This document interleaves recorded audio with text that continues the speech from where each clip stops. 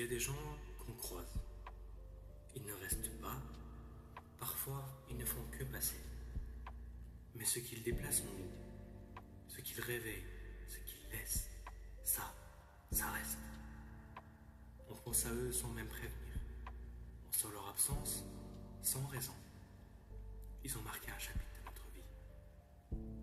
Un chapitre parfois très court, mais très dense. Et alors, une question revient. Est-ce qu'on a le droit de ne pas oublier?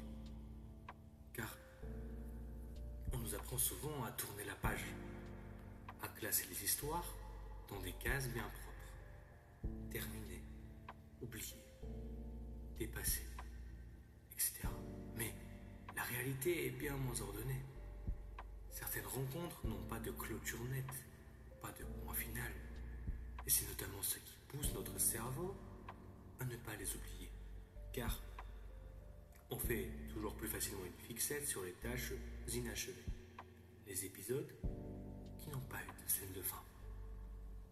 Elles se dissolvent lentement dans le temps et pourtant, parfois, elles continuent de vivre en nous, quelque part. Ce sont des voix qu'on n'entend plus, mais dont on connaît encore les intonations. Des regards qui ont disparu de notre quotidien, mais qu'on pourrait reconnaître entre mille. Des rires.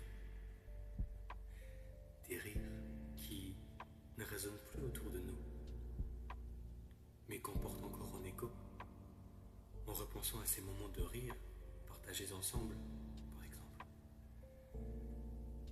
Et ça, ce n'est pas rien. Ce n'est pas une illusion.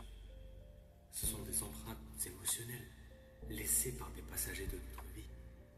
Des personnes qui, sans forcément rester, ont participé à notre construction. Il y a des gens qui ne sont pas faits pour durer, mais pour marquer.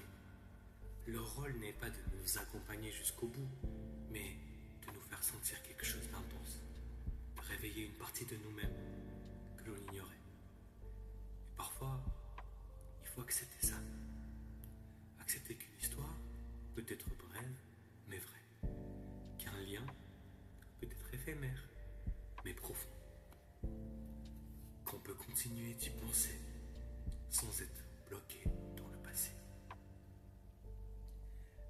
J'ai longtemps cru qu'il fallait forcément oublier pour avancer. Qu'il fallait détacher, effacer, refermer toutes les portes.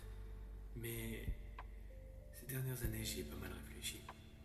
Et je pense aujourd'hui qu'on peut avancer avec. Avancer avec ses présences silencieuses en nous.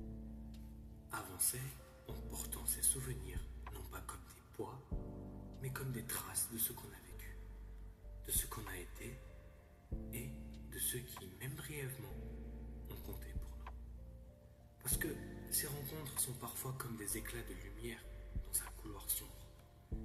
Elles n'éclairent pas tout le chemin, mais elles marquent un moment précis avec une intensité rare. Elles nous rappellent ce qu'on a été à cet instant-là, ce qu'on a ressenti, ce qu'on a compris de nous-mêmes. Et même si elles ne reviennent pas, elles deviennent des repères intérieurs, des souvenirs qui, sans être figés, continuent de nous guider silencieusement. Bien sûr, il ne s'agit pas de s'accrocher à tout et à tout le monde.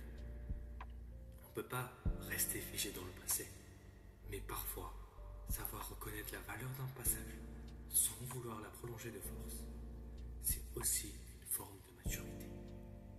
Il ne faut pas tout effacer pour avancer. Parfois, il suffit simplement de savoir garder avec douceur. Voix de tête, c'était ça aujourd'hui.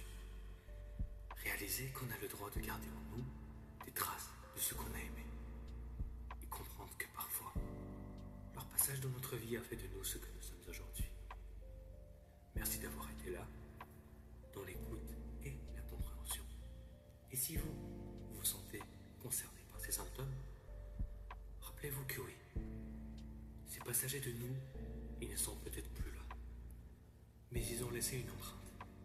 Et ça, c'est une manière d'exister encore un peu à travers nous. Je vous laisse sur cette note. Et comme toujours, je vous dis dis à bientôt.